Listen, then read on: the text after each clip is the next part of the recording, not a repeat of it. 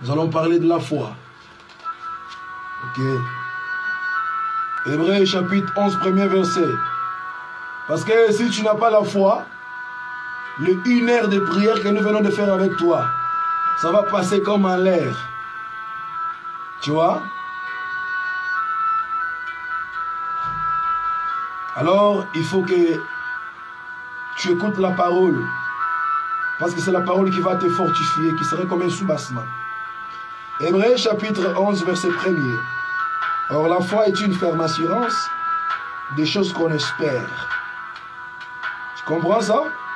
La foi est une ferme assurance des choses qu'on espère. En lingala, ezali bosu kisami, ya biloko tozali kolikia. Donc tu es assuré.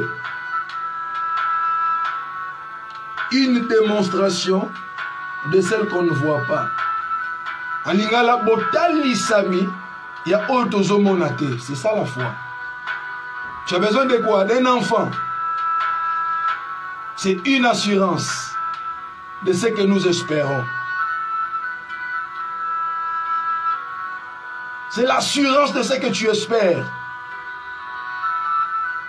Crois que Dieu va te... Tu as besoin de quoi? D'un enfant. Tu n'auras pas seulement un enfant, mais tu auras des enfants en cascade.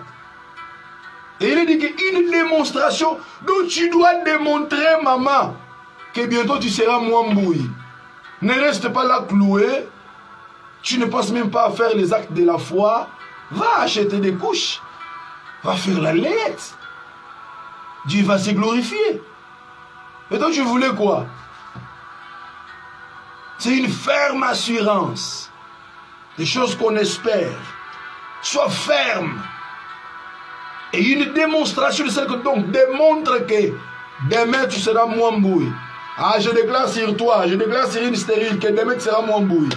Ah, je déclare sur un frère qui n'a pas... Demain tu seras Chamboui. Chamboui, amen. Amen. Pas Gaston l'ange terrestre. Alléluia. La foi. D'abord, c'est une ferme assurance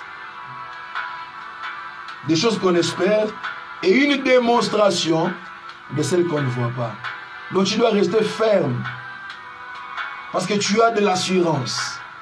Et en part l'assurance, tu dois démontrer. Tu n'as pas le travail, tu cherches le travail. Attention, le travail ne va pas venir te suivre à la permanence, mon frère. Pose les actes de la foi. Demain, habille-toi bien, va en ville. Dieu va disposer quelqu'un, tu vas trouver un emploi, un travail.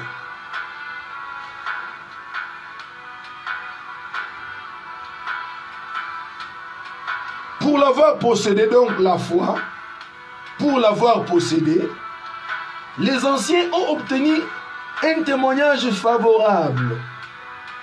Donc les anciens, Batoyakala,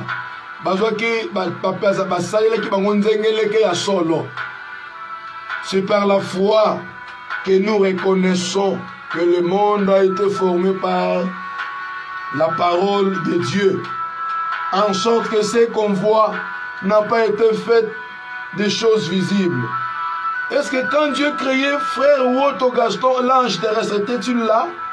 Je n'étais pas là. Est-ce que quand Dieu créait le bishop Manowatch, est-ce que vous étiez là, mon frère? Est-ce que quand Dieu créait Sœur Monique Abola, tu étais là? Est-ce que quand Dieu créait frère Roland, tu étais là? Mais c'est par la foi que nous croyons que tout ce qui existe par la parole. Et aussi par rapport à la sémence de Dieu que tu as. Boum, tu crois qu'il y a un Dieu. Parce que la Bible déclare que tout ce qui s'approche de Dieu croit que Dieu existe. Tu dois d'abord croire à l'existence de Dieu. Crois qu'aux cieux, il y a un Dieu qui connaît toutes choses. Parce que si tu nies l'existence de Dieu comme ces philosophes qui disaient que Dieu n'existe pas, et comment tu vas prier? Quand tu t'approches de Dieu, crois d'abord que Dieu existe. Et il est le rémunérateur de tout ce qui le cherche. Posez un commentaire pour qu'on puisse faire les dédicaces. Comme on dit en lingala, ça mon foot, d'abord, tu dois croire que Dieu existe. Alléluia. Parce que si tu ne crois pas, ça sera si absurde. Il y a des contrastes. Comment est-ce que tu peux venir prier quelqu'un en qui tu ne crois même pas l'existence? Nous prions ainsi en transpirant grosses gouttes parce que nous croyons que Dieu existe. Il existe bel et bien. Alléluia. Crois que Dieu existe. Et il est dit que c'est lui le rémunérateur de ces clés. Donc Azam Fouti is the one who pay, who are coming to looking for him.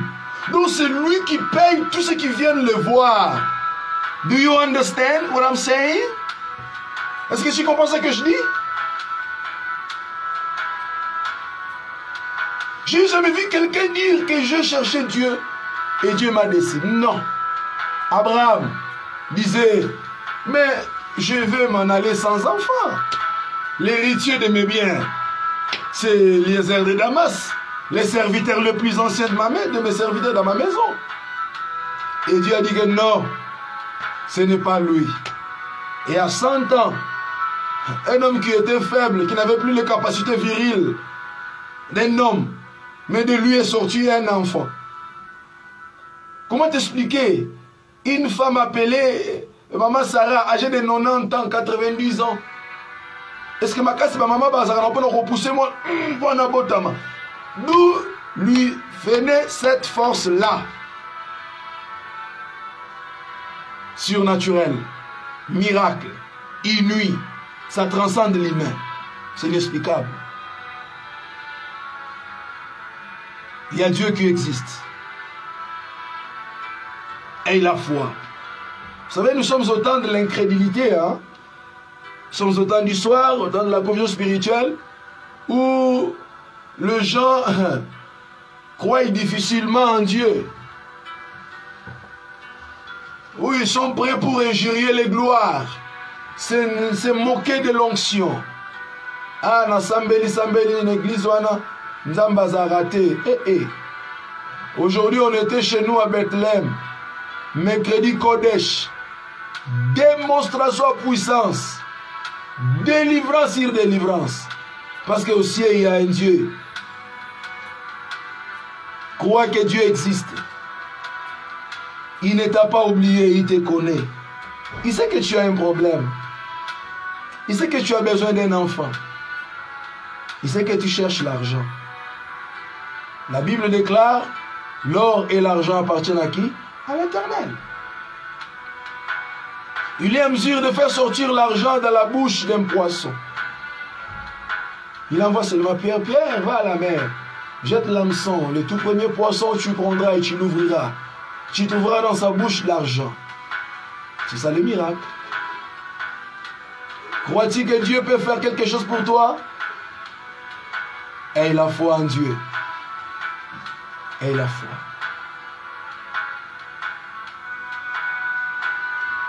C'est par la foi qu'Abel offrit à Dieu un sacrifice plus excellent que celui de Caïn. C'est par elle qu'il fut déclaré juste. Dieu approuvant ses offrandes, et c'est par elle qu'il parla encore quoique mort. Alléluia. Faites-nous un commentaire. Je vois c'est la sœur Mary. Tantine Mary, que Dieu te bénisse. Voilà. Tantine Mary, Dieu te bénisse. Tantine Mary, que Dieu te bénisse. Nous sommes très heureux de te retrouver encore. Donc c'est par la foi que Abel a offert à l'Éternel. C'est par la foi. Et qui avait enseigné à Abel qu'il faut offrir à Dieu? Et encore aussi l'offrande sanglantant d'un animal. C'est par la foi. Ayez la foi en Dieu. Et c'est aussi par la foi que nous croyons qu'un jour le Seigneur viendra nous prendre. C'est par la foi que nous croyons qu'un jour ce monde passera. La Bible dit, la foi, c'est dans Romains. Lisons cela. Romains, chapitre 10, verset 17. Amen. Ok. Ainsi, la foi vient de ce qu'on entend. Et ce qu'on entend vient de la parole de Christ. Alléluia. La parole, la foi vient de ce qu'on entend. Et ce qu'on entend, Maman Nadia, que Dieu te bénisse. Maman Nadia, ma très chère collègue, que Dieu te bénisse. Mes salutations à papa et à toute la famille. Que Dieu te bénisse, Maman Nadia. La foi vient de ce qu'on entend. Amen, amen. Et ce qu'on entend là vient de la parole de Christ. Encore faudra-t-il que celui qui te prêche, il te prêche la véritable parole. Parce que c'est cette parole qui va engendrer, qui va créer la foi en toi. Comment est-ce que tu peux croire si on ne te motive pas? Tu vois? Nous croyons parce que nous avons la sémence de la parole. Aujourd'hui, si dans le monde il y a une incrédulité à outrance, à haut niveau, c'est parce que la parole n'y est plus prêchée. La foi vient de ce qu'on entend. C'est par la foi que nous croyons qu'un jour, Christ viendra nous prendre. Nous sommes dans le monde, attention, mais nous ne sommes pas de ce monde. Nous sommes étrangers et voyageurs sur la terre des hommes. On peut tout faire. On peut voyager. You can travel all over the world. Tu peux voyager dans le monde entier. Matthieu chapitre 16, verset 26. Et que serviras-tu? Lisons cela. 16, verset 26. Et que servirait-il à un homme de gagner tout le monde s'il perdait son âme? Ou que donnerait-il un homme en échange de son âme?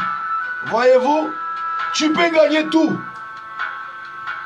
Tu as un beau mariage, pipi, pilolila, pipi. Tu as des parcelles par-ci, par-là. Mais si tu perds ton âme, il dit, qu'est-ce que l'homme peut donner en échange de son âme? Parce que ton âme coûte cher. Faites l'effort de sauver d'abord vos âmes. Sauve ton âme, mon frère, ma sœur. Sauve ton âme. Hier, j'avais parlé de la finalité de la vie chrétienne. La bénédiction, les mariages, les enfants, ce ne sont pas les finalités. Mais la finalité de la vie chrétienne, c'est que Christ vienne te prendre et que tu vives d'éternité en éternité avec lui. Et pour croire à toutes ces choses, il faut d'abord avoir écouté. Comment quelqu'un croira qu'il y aura l'enlèvement si on ne lui avait jamais parlé de l'enlèvement? Comment quelqu'un croira qu'il y a le Saint-Esprit si on ne l'avait jamais parlé du Saint-Esprit?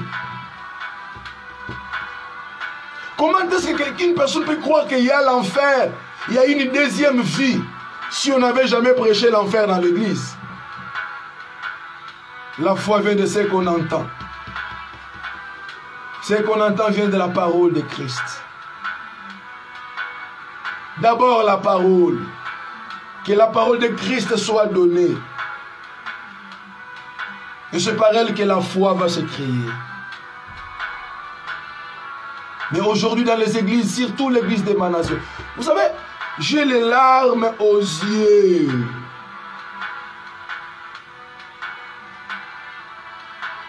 J'ai les larmes aux yeux. Dans l'église d'Émanation, c'est comme si la parole de la repentance n'est plus prêchée. Hein? Parce que nous voyons au fur et à mesure que les jours, les mois, les années s'avancent, la plupart des scandales dans les milieux évangéliques. Pourquoi? C'est parce qu'on a enlevé la parole de la repentance, la sanctification, la conversion, la pratique d'avenir de la repentance. Ce genre de messages ont été supprimés de nos églises. On nous bourre des prophéties. Attention, je ne suis pas contre les prophéties. Mon père spirituel est un prophète. Moi aussi, il y a des fois que je prophétise. Je ne suis pas contre la prophétie. Mais ce qui se fait actuellement, oh, c'est un habit.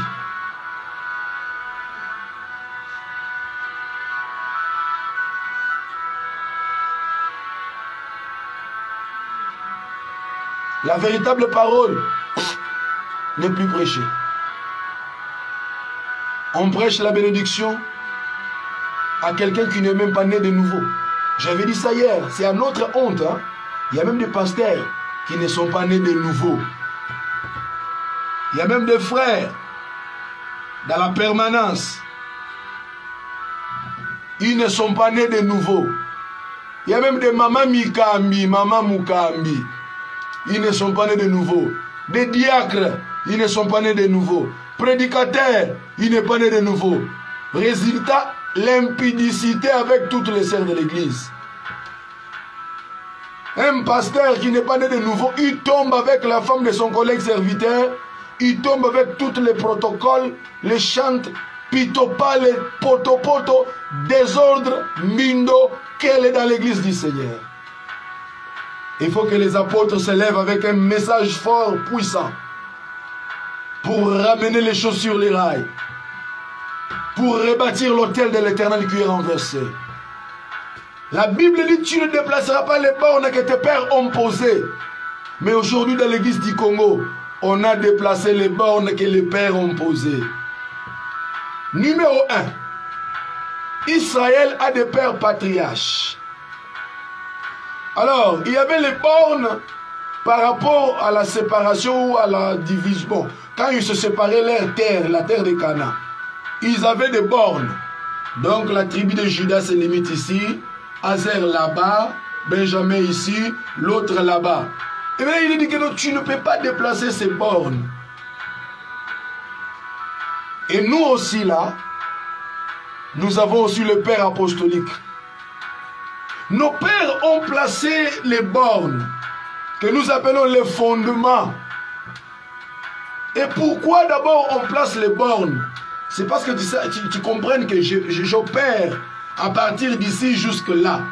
Je ne peux pas dépasser d'ici jusque là-bas. C'est ça les bornes, les limites. Mais il y a les gens qui vivent sans limite. Dans d'autres termes, les interdits. Ils font tout, ils mangent tout, ils n'ont pas de frein, ils n'ont pas de réserve. Si Ève avait respecté les limites, aujourd'hui on n'allait pas voir tout ce que nous voyons aujourd'hui.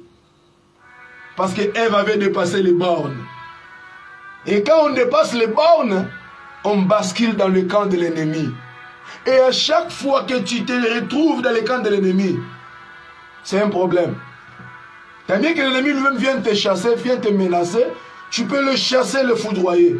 Mais si tu te retrouves dans la cage du lion, dans leur siège, dans leur espace, dans leur territoire, quand tu traverses les frontières, tu traverses les bornes, les limites, tu te retrouves dans le camp de l'ennemi. Oh, c'est très triste. Triste. Triste, bien-aimé. Les apôtres nous ont placé les fondements, la saine doctrine, afin que si nous là de la nouvelle génération, nous pouvons prêcher, mais ne prêche pas au-delà de la doctrine. Reste dans la parole. 1 Corinthiens, chapitre 3, verset 10, quelque chose comme ça. Est-ce que tu peux acclamer le Seigneur?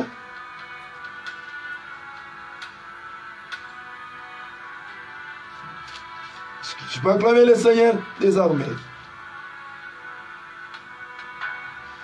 1 1 Corinthiens chapitre 3, verset 10. Selon la grâce de Dieu qui m'a été donnée, j'ai posé les fondements comme un sage architecte et un autre battu dessus. Alléluia.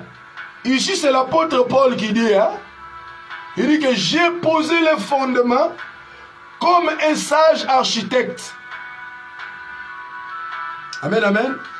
C'est pourquoi dans l'hiérarchie des 5 ministères, la Bible dit que non, il a d'abord établi premièrement les apôtres. Pourquoi pas on a commencé avec les évangélistes ou les pasteurs? Je ne dis pas non plus qu'ils sont plus grands que les autres ministères. Mais la position hiérarchique apostolique dans l'Église est très importante. Il est premièrement parce qu'il est poseur de fondements. Il est l'architecte. Quand quelqu'un achète une parcelle, qui est la première personne qu'on appelle? N'est-ce pas que les architectes? L'architecte vient, il conçoit un plan, il pose les fondements. Il y a les fondements apostoliques qu'on a placés, que nos pères apôtres ont placés. Mais aujourd'hui, comme on a maintenant une grande onction plus que les apôtres, comme on a une grande onction plus que le Seigneur lui-même, maintenant on peut faire ce que nous-mêmes on veut. On balaye la doctrine par terre.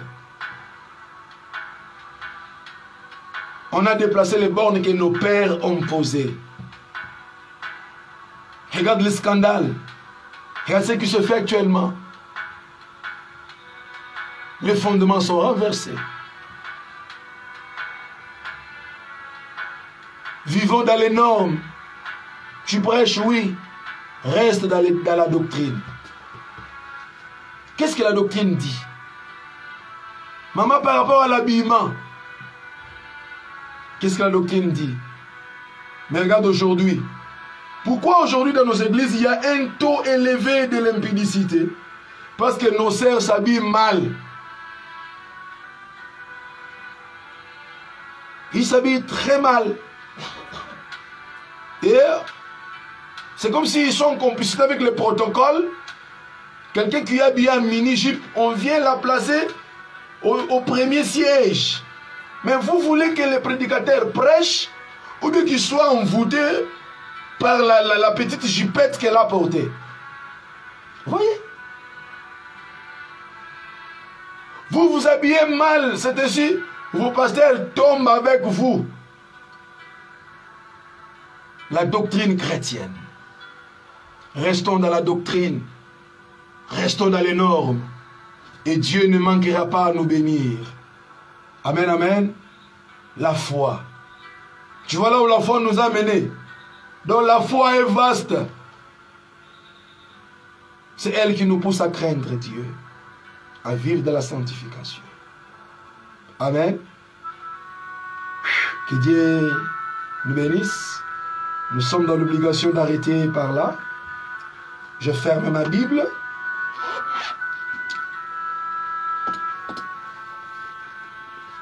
J'ai glorifié le Seigneur pour les services d'aujourd'hui.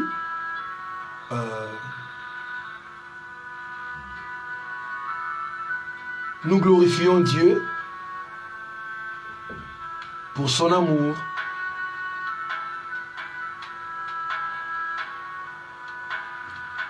Que Dieu bénisse tous les bien-aimés qui ont eu à sacrifier leur sommeil pour nous suivre. Le Seigneur vous bénisse. Que Dieu bénisse tous les bien-aimés qui sont à Kinshasa, à Lubumbashi, en Afrique du Sud, aux États-Unis et partout ailleurs. Ceux qui sont aux Indes, dans le pays indo-chinois, ceux qui sont à Dubaï, craignez Dieu. Hein? Les amis qui sont à Dubaï, craignez Dieu. Que Dieu vous bénisse. Ciao. Bye bye. Papa Gédéon Kalambaï, Maman Grâce, Rita ma chérie.